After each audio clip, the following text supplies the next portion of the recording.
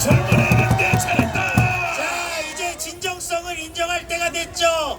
정말 열심히 하고 있는 오선 의원 윤상현 의원이 도착했습니다. 윤상현 의원 올라와서 한 말씀 한다라는 얘기들이 지금 나오고 있죠. 네. 자, 그리고 김민정 의원도 도착했다고 해요. 확실히 윤석열 대통령이 메시지를 내니까 완전히 상황이 달라져요. 자, 김민전 의원도 오셨습니다. 판이 뒤집어졌습니다. 판이 뒤집어졌다. 우리가 이겼다. 윤상현 의원입니다. 박수 부탁드립니다.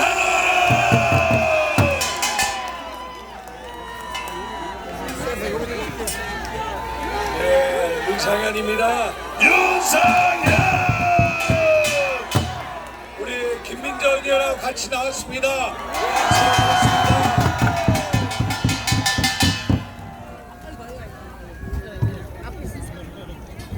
우리 존경하는 애국 시민 여러분,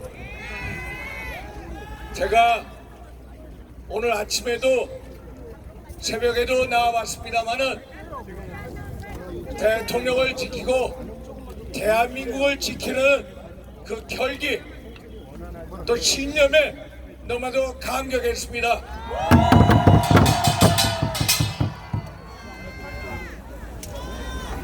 저희가 탄핵에 반대하고 또 이렇게 집회를 하는 것은 단지 윤석열 대통령의 안위만을 지키기 위한 게 아니라는 거 잘 아시죠, 여러분? 윤석열 대통령을 지키는 것은 결국 대한민국 체제를 지키는 것입니다. 맞습니까? 그렇습니다. 윤석열 대통령은 이제 대한민국 체제 수호의 대명사가 되어버렸습니다. 대한민국의 체제를 지키고 또 대한민국의 미래를 지키고 또 대한민국의 헌법과 법치를 지키고 또 대한민국의 삼권 분립을 지키게 한 것 아닙니까, 여러분? 맞습니까, 여러분? 대한민국 자유민주주의의 요체는 삼권 분립에 있습니다. 동감이시죠? 그런데 이재명과 민주당 그 동조 세력에 의해서 입법부는 이미 무너졌습니다. 알고 계시죠? 이제 행정부 또 사법부도 무너지고 있습니다. 대통령 탄핵에 의해서 또 한덕수 대통령 권한대행을 탄핵하고 또 권한대행의 권한대행 최상목을 또 탄핵했다고 겁박하는 세력이 누구입니까, 여러분?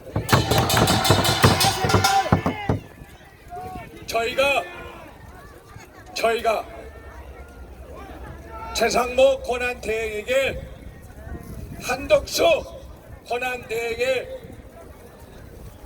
탄핵 소추안에 대해서 권한쟁의 심판 그리고 효력정지 가처분 신청이 곧 판단이 내려질 때까지 헌재 재판관 임명을 보류해달라고 읍소를 했습니다. 그런데 저 세력들의 저 어둠의 세력들의 겁박에 못 이겨서 결국 헌재 재판관 2명을 임명을 했습니다. 저희들은 대통령 권한대행의 권한 행사가 최대한 자제해야 한다는 대원칙에 입각해서 그런 말씀을 드렸던 것입니다, 여러분. 알고 계시죠? 그리고 소추와 재판은 분리되어야 한다는 사법의 대원칙에 근거해서 읍소를 한 것입니다. 탄핵 청구인이 누구입니까? 국회 아닙니까? 그런데 국회가 또 탄핵 심판에 재판관을 임명하겠다는 것은 소위 말해서 소추와 재판을 분리한다는 대원칙에 맞지 않는다.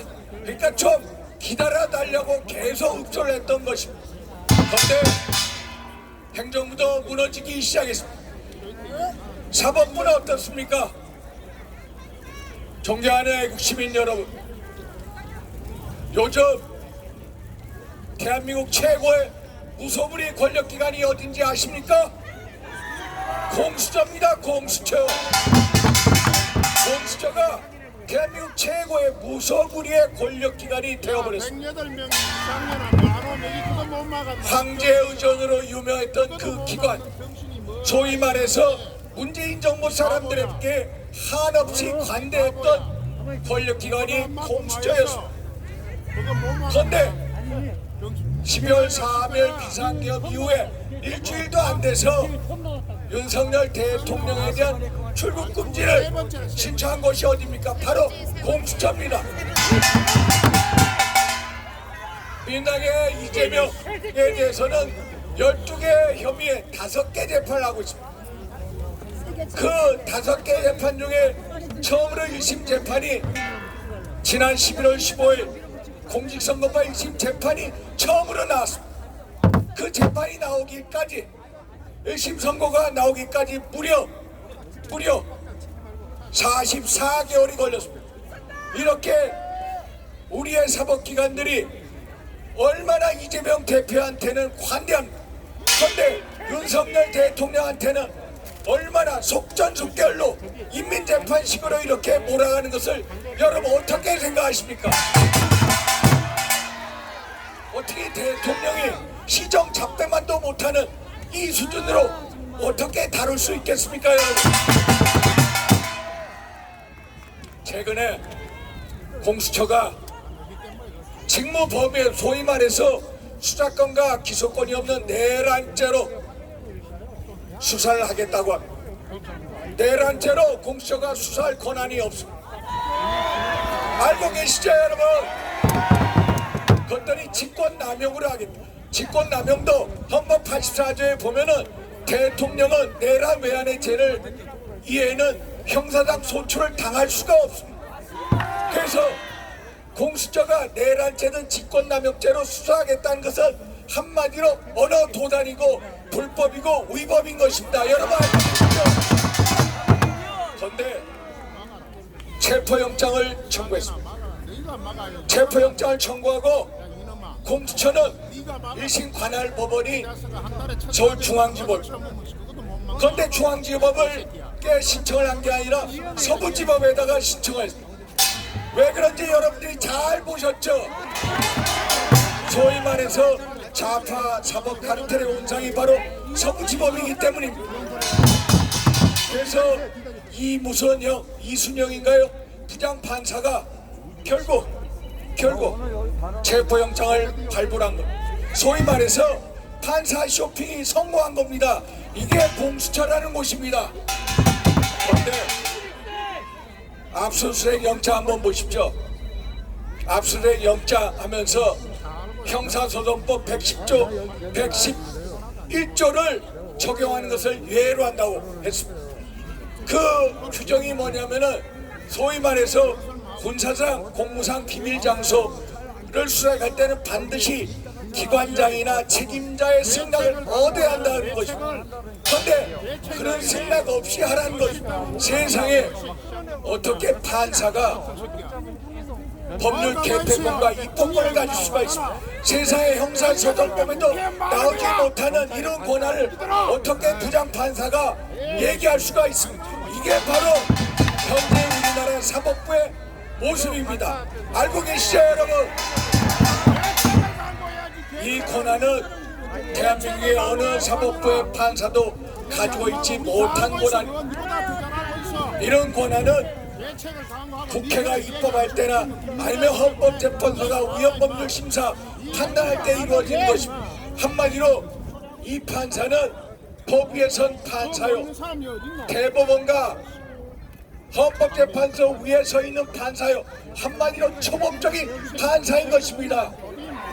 그래서 우리 저 신혜식 대표와 애국 시민들이 나서서 불법 원천 무효인 영장을 받아들일 수 없기 때문에 이렇게 엄동설에 나와서 같이 시위를 하고 이렇게 여러분들과 뜻을 함께하는 것 알고 계시죠, 여러분? 오늘 제가 우리 당에서 가장 존경하고 신뢰하는 우리 김민정 의원님 같이 나오셨습니다. 우리 김민정 의원님 또 오늘은 한 사람, 내일은 두 사람, 올해는 세 사람이 나올 것입니다. 저는 대한민국의 사법부에 대해서 엄청난 분노와 슬픔을 가지고 있습니다. 왜? 대한민국의 사법부를 사랑하기 때문입니다. 대한민국의 사법부가 올바른 서길 바라고 있기 때문에 대한민국의 검찰과 공수처가 올바른 서길 바라고 있기 때문에 여러분들도 같은 생각이시죠, 여러분? 여러분, 한 사람, 두 사람, 내일은 세 사람이 나올 것입니다. 한 사람이 모이면은 두 사람이 세 사람이 모이면은 달라질 것입니다. 우리는 반드시 뭉칠 것입니다. 아시죠? 빨리 하고 대책을 얘기해. 대책을. 우리 김민정 의원님과 함께 같이 뭉치겠습니다. 뭉치자, 싸우자, 이기자. 감사합니다.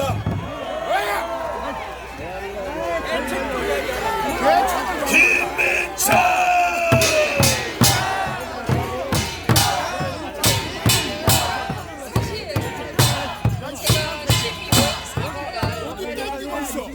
경험이 있던 그날입니다. 그날 제가 제주도당에서 교육을 하기로 되어 있었어요. 근데 12월 3일 그날 새벽부터 계속 토하고 아 정말 짜증나게 하네. 그리고 계속해서 어지럽고 막 해서 밀어붙이잖아. 그냥 계속 졸도해 있었습니다. 그런데 그날 저녁에 아들이 계엄이 났다. 엄마 뭐해? 누워있으면 어떡해? 저는 그 말을 들으면서도 이게 꿈인가? 하는 생각을 했습니다. 정말 이게 꿈이겠지? 그러나 몸을 움직일 수가 없었습니다. 하루 종일 토했기 때문에, 그리고 하루 종일 아무것도 먹을 수가 없었기 때문에 움직이지 못하고 계속 있었습니다. 그리고 그 다음날 제가 정신이 들어와서는 정말 대통령님을 원망했습니다. 조금만 참으시면 당을 정리할 텐데 왜 참지 못하셨을까? 제가 사실은 원망했습니다. 그러나 탄핵 소추문을 받고 나서는 저의 원망이 잘못됨을 알았습니다. 그 탄핵 소추문에는 대통령이 북한과 중국과 러시아에 적대하기 때문에 탄핵해야 된다고 되어 있었습니다. 이 싸움의 본질은 바로 대한민국이 미국과 같은 자유민주주의 국가로 가느냐, 아니면 중국, 북한, 러시아와 같은 나라로 가느냐, 그것이 바로 이 탄핵 소추의 바로 그 핵심이었던 것입니다. 그렇습니다. 저만 몰랐습니다. 저는 몰랐기 때문에 대통령님을 원망했습니다. 그러나 탄핵 소추 투표를 하는 그 소추문을 보면서 이 싸움의 본질은 우리가 자유민주주의를 계속해서 하느냐 하지 못하느냐의 싸움이라는 것을 깨달았습니다.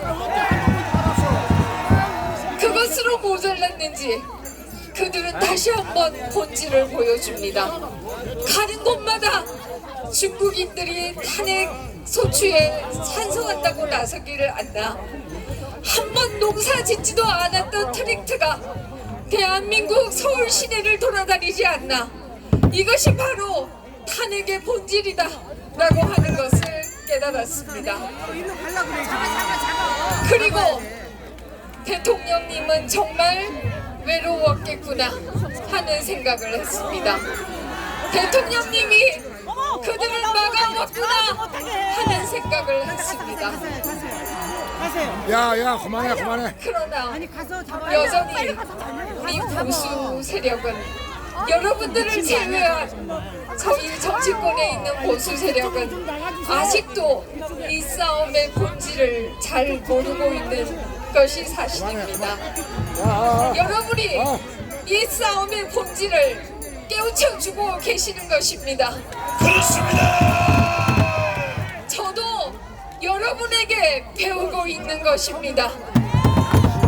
이 추운 날씨에도 여러분이 이 자리에 계시는 것은 바로 자유민주주의를 지키겠다. 바로 우리가 미국과 같은 민주주의 국가로 가겠다. 그 하나의 생각이라는 것을 저는 잘 알고 있습니다. 그러나 우리 보수 세력이 나이브한 것에 반해서, 여러분을 제외한 보수 세력이 나이브한 것에 반해서 그들은 굉장히 조직적이다 라는 것을 우리는 목도하고 있습니다. 그들은 너무나 조직적이었기 때문에 우리는 감히 어떻게 사법농단을 할 수가 있는가 생각을 하지만, 그들은 바로 사법농단을 하고 있습니다. 법에도 없는 영장을 청구하겠다, 법에도 없는 대통령을 체포하겠다고 나서는 것입니다. 우리가 힘을 모아서 그들을 막아내야 된다라는 생각입니다. 그렇게 엄격한 법이, 그렇게 엄격한 사법부가 왜 국회의원들은 전당대회에서 돈을 받고 검찰이 7번씩이나 출석해라고 초원장을 보내도 출석하지 않는지, 왜 그래도 체포하지 않는지 질문하지 않을 수가 없습니다. 왜 이재명에 대해서는 공당의 대표로서 공적 감시하에 있다라고 하면서 구속영장을 기각했으면서 왜 대통령은 공적 감시하에 있지 않다라고 하는 것인지, 이것이야말로 사법 잣대라고 하는 게 엿장수 마음이다 라는 생각을 할 수밖에 없습니다.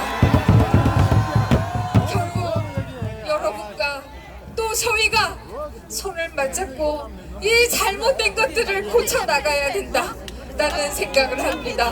오로지 여러분만을 믿겠습니다. 감사합니다.